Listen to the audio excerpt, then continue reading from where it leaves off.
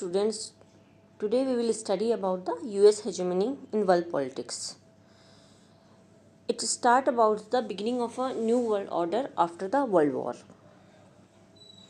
In this unit we will explore the how Iraq invasion of Kuwait was happened, how Gulf War was started, and role of Saddam Hussein in all these things, 9/11 attack, one of the very famous attack, and many more things.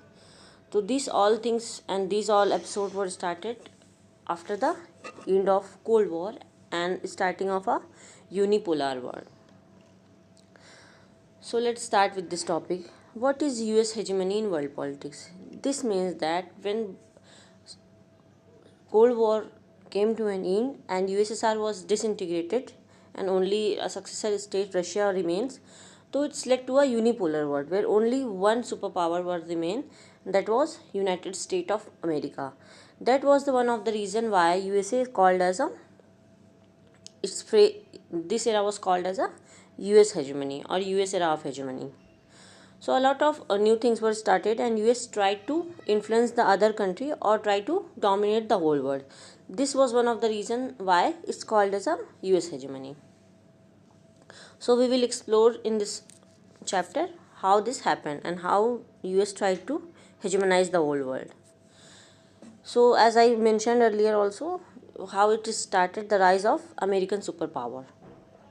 The post Second World War, when the World War ended, so it's created a two superpower and like America, United States of America and USSR.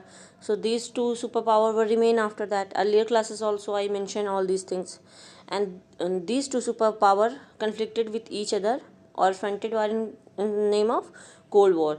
But when Cold War ended, only one superpower remained, that is United States of America, and this one big power led to the a lot of US hegemony in the international affairs,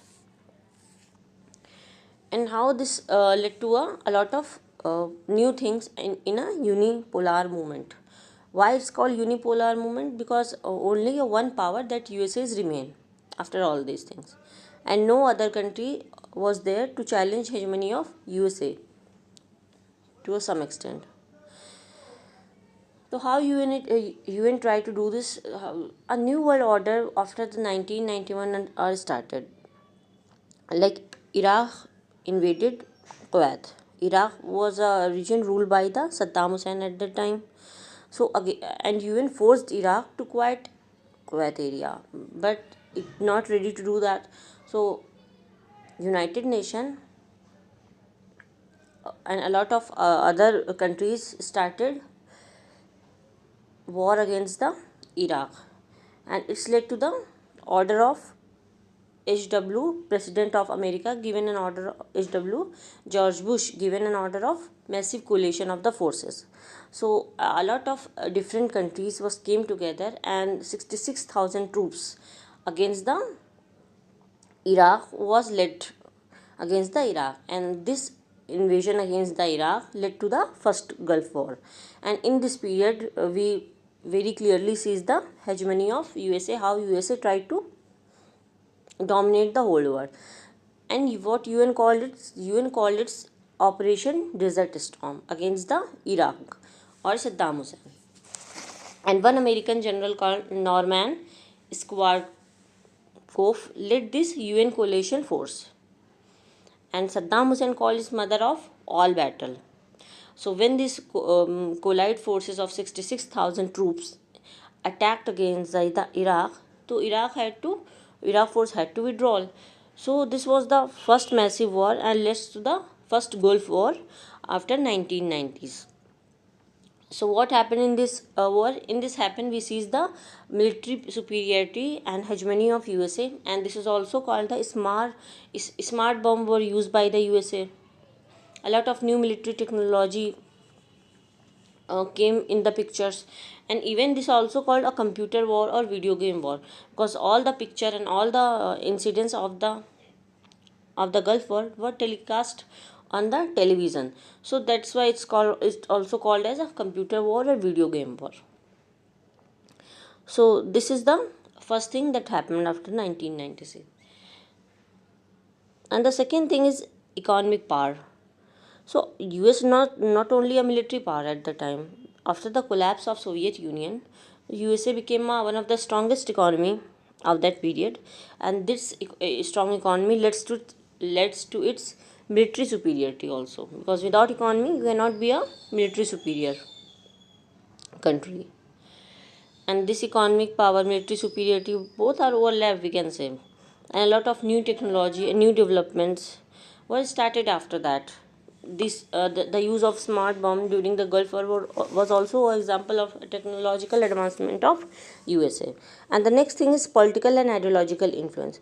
We all know that how USA tried to influence its capitalist ideology or democratic principle all over the world.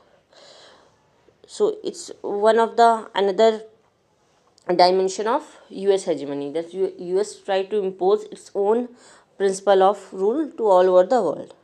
So this one of the other part of US hegemony. So these four things are started after the unipolar war. First is Gulf War, or we can say after the Iraq invasion of Kuwait, Gulf War was started. And why this started, we can say, because USA was in power. USA has a lot of military capacity. It has a economic strongness, or we can say economic superiority, and he wanted to hegemonize, or wanted to influence the whole world with the democratic and capitalist society or capitalist economic model. So these are some of the reasons, that we seen in the unipolar movement after the Cold War. Now let's come to the next slide. Clinton years.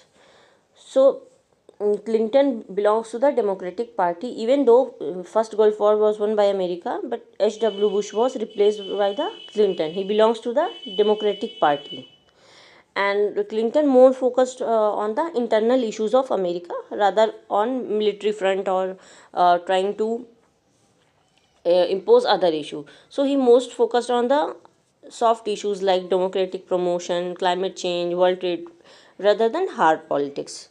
But it doesn't mean that Clinton didn't take in any military action. A lot of military action was also done during the Clinton year, because he also contributed for the NATO expansion during his time period. A lot of NATO new countries were included. So this was one of the things that happened during the Clinton years. And the second thing is intervention in the Balkans. What does it mean? A lot of upheavals and a lot of conflicts were started in the Balkan region. Yugoslavia behavior towards the Albania population in Kosovo led to the US bombing target around the Yugoslavia, because Albania population facing a lot of clashes from the Yugoslavia. So that's how US has always the issue of intervening or trying to intervene in other state. So that's how US try to bomb the region of Yugoslavia, and it's led to the fall of government of Slobodan Milosevic, and it's led to the stationing of NATO forces in the Kosovo. So this was the one of the important incidents that happened during the Clinton year. So even we can say this, that in the name of establishment of democracy and peace promoter, US try to intervene or influence in the other states politics, or try to promote its own benefits or its own model also. We will further see also how US try to dominate the other countries or other states. Another issue was also happened when there were embassy of USA in Kenya and Dar es Salaam in 1980s. Al Qaeda, a terrorist organization, tried to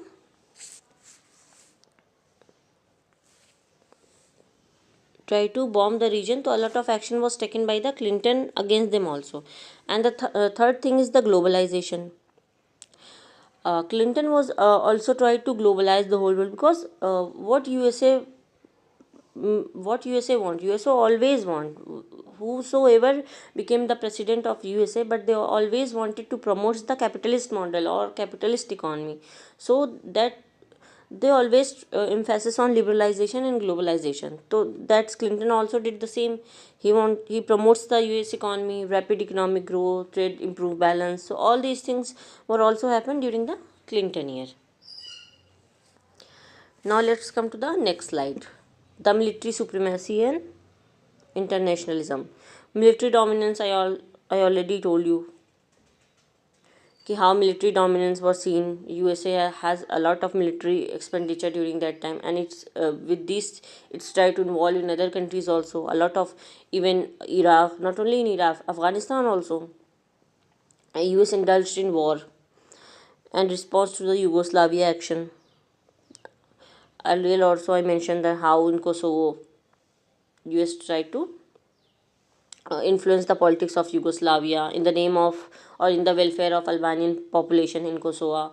So these things also, and later on it's led to the fall of Slobodan Milosevic government, and NATO forces was stationed in Kosovo. And we all know that how NATO had an influence of USA even today. Also we see to some extent. So these things that started at that time, and later on the Bosnia war was also one of the USA policy to intervene. We can so called say the actively intervening in humanitarian crisis. So Bosnia war was also another example of that. And the third one is the response to the bombing of US embassy.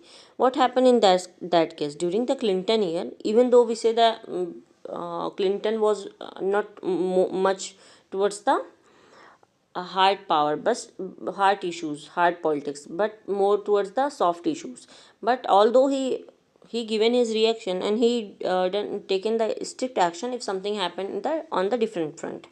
So we cannot say that he is totally aligned towards the soft issues only. So what happened in that, when during the Clinton year, some of the US embassy in Kenya and Dar es Salaam in Kenya, these places are in Africa. So these in the 1918 Al Qaeda bombed some of these embassy or destroy these. So reaction to it, President Clinton ordered the Operation Infinite Reach, series of civil missile strike by the Clinton to target the Al Qaeda territory in Sudan and Afghanistan.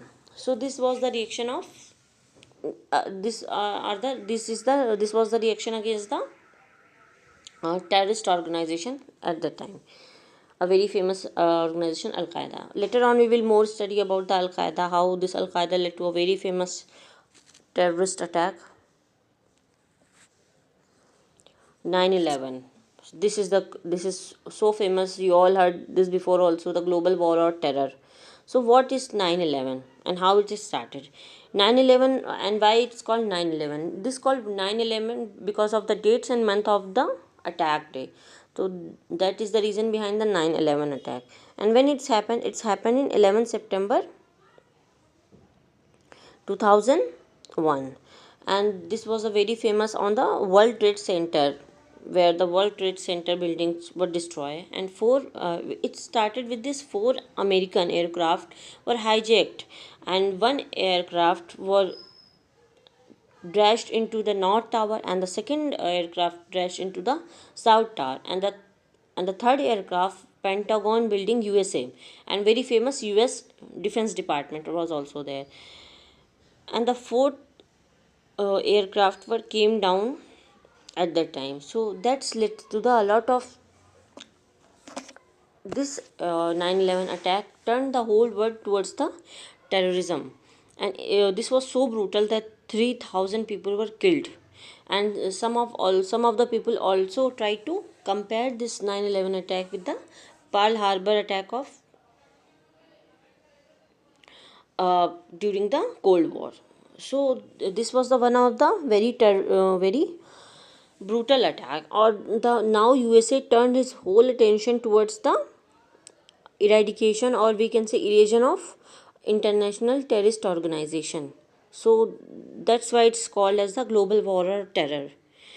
And what happened after that? Because as earlier Clinton was a prime minister, now president George Bush succeeded, and George Bush of the Republic Party called it a global wall of terror. So that's how this global war of terror started a new journey against the terrorism. And a lot of new thing were started, and USA now started taking strong and very powerful action against the terrorist group Al Qaeda and other ones. So these are the things that happened in 9/11 attack, and how these things changing the politics or the stand on the terrorism. Because earlier when other country, even when India tried to say that there was terrorism, US totally negating it. No, there was no such thing, or it's not a crisis that much that India is trying to say. But after the 9/11 attack, stand of USA on these things was totally changed, because it's attacked their own country and very important building, and the place that was the center of the USA politics or USA government department. So it's questioned the whole things at that time. So these are the things that happened during the 9/11. And what is the next thing that happened after that? The next thing that happened is invasion of Iraq. What is happening in that? We will study. 19 March 2003, the US launched a code name attack, Operation Iraqi Freedom. So this attack was started with the more than 40 countries came together with the USA, and it's joined a US-led coalition. What happened in then and why it was started? First, we need to understand that why this invasion was started. What is the motive behind it? So they started saying that they started saying that Iraq is preparing a weapon of mass destruction. So this will create a danger for the whole world, peace and security. So for stopping them or for substituting them, they led a invasion called Operation Iraqi Freedom. But when this happened, the Iraq invasion of happened, there was no such weapon of mass destruction were found. So this led to question, where is the weapon of mass destruction? And later on, it's revealed the new face of USA, that it's not started in for the weapon of mass destruction stoppage, but to control the oil field in the Iraq region, and installation of new friendly government to the USA. So these are the main motive behind the Iraqi invasion in the name of Operation Iraqi Freedom. So that's how invasion of Iraq in 2003, we can clearly see the how US tried to hegemonize and how US tried to dominate the whole world, and how USA trying to control the important territory or some of the strategic locations of oil field. And this greed or this uh, uh, or we can say this belief or this dominance nature of USA held USA towards the war situation, or pushed USA towards the war or attack. So these are the things that clearly shows us the hegemony of USA in unipolar world. And some of the very after when this Iraq invasion was happened, a lot of military were killed from US side. Around 3,000 military person were killed. Some of the very famous pictures are also in your books given. There was shoes of the soldier who involved in war was installed to the important buildings or places. And from the civilian side, who are the civilian population of Iraq, 50,000, surprisingly you can say 50,000 civilian people were died in that. So who for whom it costed more? In the Iraqian side, 50 civilian people were died. And it's question the whole invasion of Iraq. That's how this created a lot of instability and a lot of loss of man and material both. So these are things happened in the Iraq invasion. Now let's come to the next thing. What is hegemony?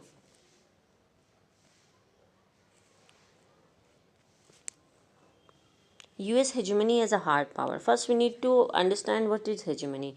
So, hegemony is a Greek word. It's come from the dominance of one group. Hegemony is earlier used as a in a Greek origin. It has, so this hegemony as a Greek origin. Try to say it means a dominance of one group. So later on, it's now it used in the in for the USA hegemony. So this is how the US try to US or one state try to dominance over the other countries. So this is that's how US hegemony came. And what is US hegemony as an hard power? It means that a form of military dominance we see totally, because US involvement in different war, Iraq invasion, or let's say against the earlier for the fall of Saddam Hussein, in Afghanistan war involvement. So these are things shows the military capacities of the USA. And USA also spent a large chunk of its money for the military advancements. So these thing clearly shows the military mights of the United States of America. And the second thing is economic dominance. What does it means? Economic dominance means a lot of you, after the World War, even starting of it, USA had a very stable economy that's called dollar economy, and later it contributes the 50% of world trade later on, and IMF and other World Bank become a base for the economic dominance of USA. And later on, when Bretton Woods summit, what happened? So it's strong the dollar economy. So all these things led to the economic dominance of United States of America. And the third thing that started after that is diplomatic influence. With the military mights and the economic dominance, now next thing that happened was a diplomatic influence. So USA tried to impose, we can say, or try to influence the whole world with its own politics, and a lot of international platforms like United Nations and the World Bank and the International Monetary Fund (IMF) were used for that matter. So this how with the help of this international organization, USA always tried to influence the world diplomacy. So these all thing in the US hegemony as a hard power. Now let's come to the US hegemony as soft power. What is in that? So this means US not totally stand for the as an hard power like USSR. A lot of soft power was also used by the United States of America for its dominance. The first thing was the cultural influence, because the cultural can be inbuilt in the mind of people. So a lot of new American culture, its fashion, its technology, its clothing pattern was popularized after the 90. Even in India, we clearly experienced this in after the globalization of 1990s. Like wearing of blue jeans shows the symbol of liberation or symbol of freedom.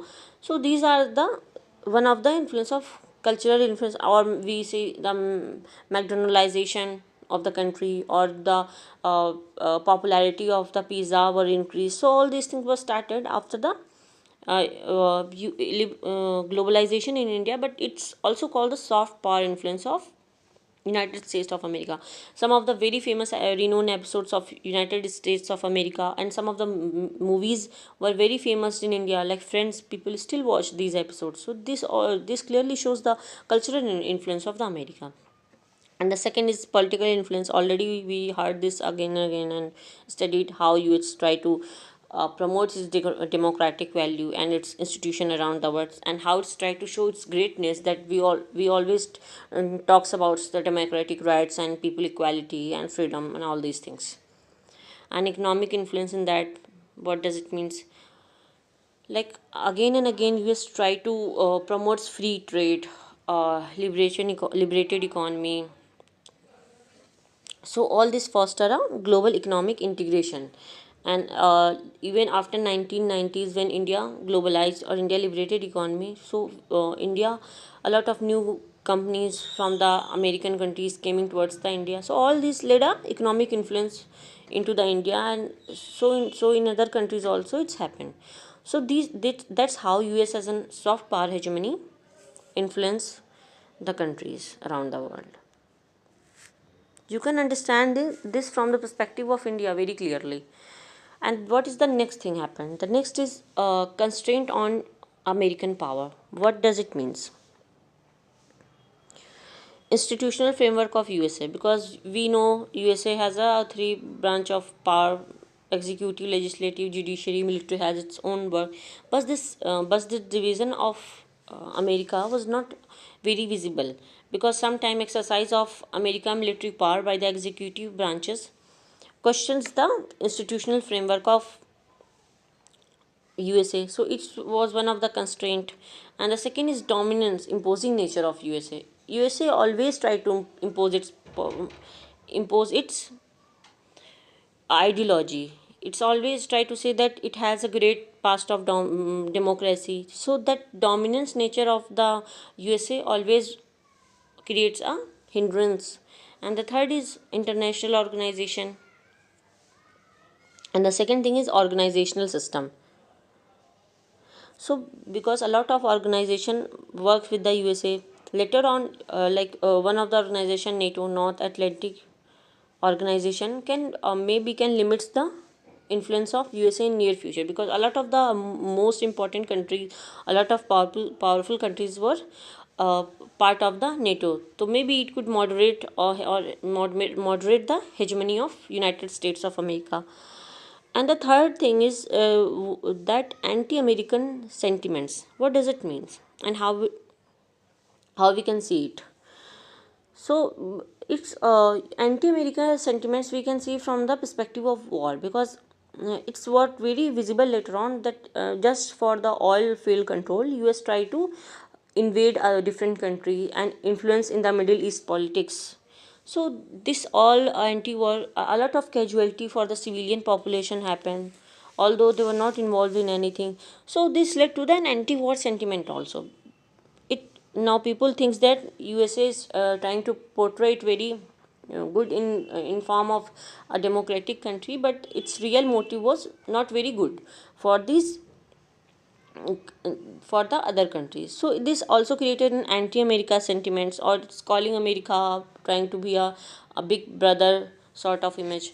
So these all things that started an anti-American sentiments. The television show, even the media role was there. Media tried to impose its ideology on the population. So these all things started an anti-American sentiments at that time. So these all the constraint on the American economy. And the next thing is India's relation with the USA after the Cold War. So what is the India relation after the with the USA after the Cold War? We know that after the Cold War, when 90 Cold War ended, India moved towards the USA, USSR. India and USSR has a good friendship bond after that. But later on, and a lot of new technological exchange, a lot of ideological exchange happened within the India and USSR. But later on, when globalization happened, when 1990s reform, India went for the open economy. So a lot of American countries,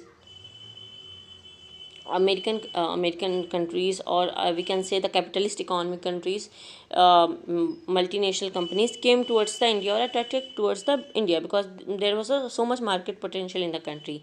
So this led to a lot of closeness and a lot of new relation maintenance between the India and United States of America. A lot of export import were started, even though a lot of Indian youth population work in Silicon Valley of there. So this led to a lot of source of remittances in form of dollars, and high tech startup was started at that time. A lot of export import started happen, and into Pacific strategy to counter the China influence in today's world were also seen a new change that happened, because only India can influence China. It's because it's neighboring country. So now USA needs help of India with the So these all things, now the dynamics of change, and now USA and India share a different border compared to the earlier form of Cold War, earlier era of Cold War. So these are the things that we have seen in this unit. How USA try to dominate the whole world through its popularity, through its military power, or through the invasion with the help of UNA or other countries' scope. So these all things that happened during the US hegemony in the world politics after the end of Cold War. So that's why it's called a unipolar world. But even though a lot of multipolar emergence was also seen, because a lot of new Asian economy like India, China was emerging at that time. So this is all things that happened there that time, and these are the MCQ question.